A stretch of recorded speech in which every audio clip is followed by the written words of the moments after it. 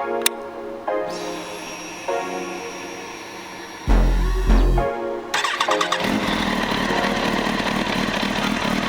is going on, YouTube? So this is my 2005 Ninja ZX10R. Just so you know, the reason I'm stopping you is no license plate.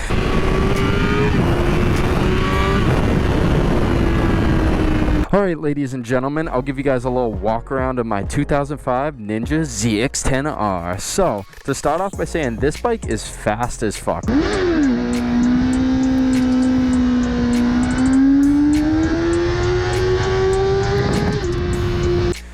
Just to put it into perspective, these bikes make around 155 horsepower to the tire in stock format, but this one, with all the parts and stuff on it, it makes around 172 to the tire, which is pretty damn good considering that these bikes in stock format are significantly lighter than even newer leader bikes. So we'll start off by saying that this thing's pretty well set up suspension wise.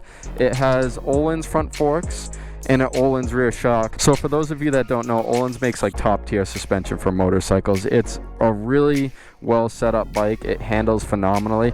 I had one with stock suspension and it's a night and day difference with this Öhlins setup. It is just so nice.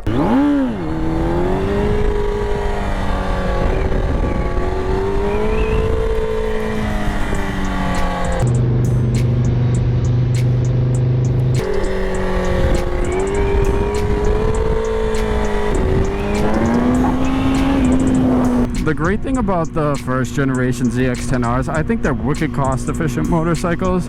So if you're looking to get into a leader bike for short money, I think this bike is definitely it. You can pick these bikes up anywhere from $3,000 to $6,000, which I think is a fantastic deal for like a modern fuel injected leader bike that is fast as fuck and reliable. So they are very nimble, and I would say they're easily flickable. And it's really noticeable how short this bike is. Like if you park it next to like a new leader bike, it is like noticeably shorter than like a R1 and stuff like that.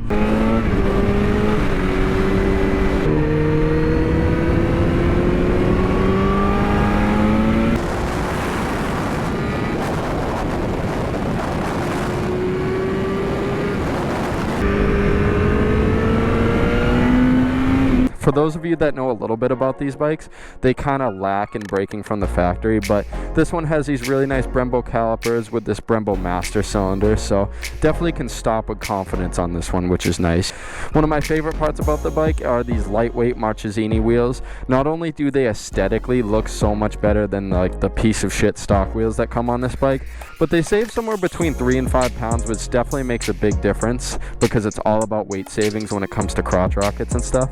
This bike is also nicknamed the Widowmaker. So is this bike and the first generation R1. They were nicknamed the Widowmaker because they were like cutting edge fast for their time. And as you guys know, when you go like wide open on sport bikes, the front end on them gets like really light. So these bikes are known for like serious head shake at like high speeds. Definitely really wheelie friendly.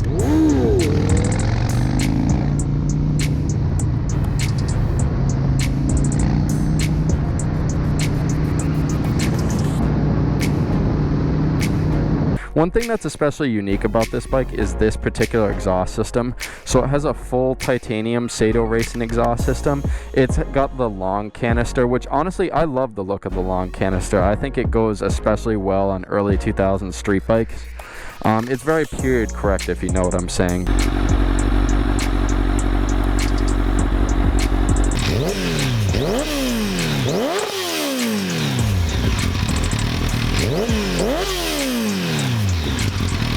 So in terms of like other little accessories, the bike has this Öhlins steering dampener. It has aftermarket cams and stuff.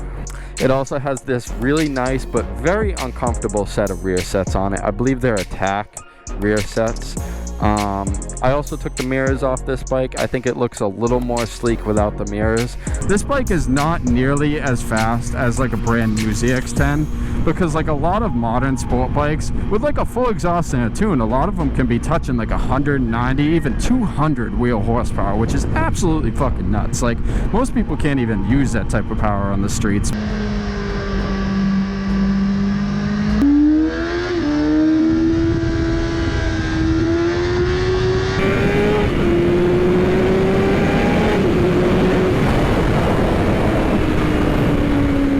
early 2000 sport bikes are completely different animals. So like this bike, the first generation R1, the legendary Honda RC51, and even the K5 GSX-R are like very, very raw motorcycles. None of those bikes came factory with any electronic bells and whistles like a lot of the newer bikes come with. So none of them have traction control, ABS, launch control, quick shifters, none of that stuff. And this bike was definitely like the flagship leader in its class for like horsepower at the time, which I think is pretty cool. And the reason for that is because it's a really, really lightweight motorcycle. So even to this day, it's lighter than a large majority of brand new leader bikes. That pretty much wraps up my little review of the first generation ZX10R. Like I said earlier in the video, I think they're wicked cost efficient motorcycles. You can pick them up for anywhere between $3,000 and $6,000 and that is honestly a fantastic deal for a modern fuel injected street bike. They're super, super fast motorcycles. They handle extremely well. I don't know if you could tell, but I have like a wicked soft spot for those bikes. I just love them. It's something just about the way they look and ride. I just really, really like them. Thank you for sticking through and watching this whole video. Like and subscribe. That would definitely mean the world to me. But with that being said, ride safe and thanks again.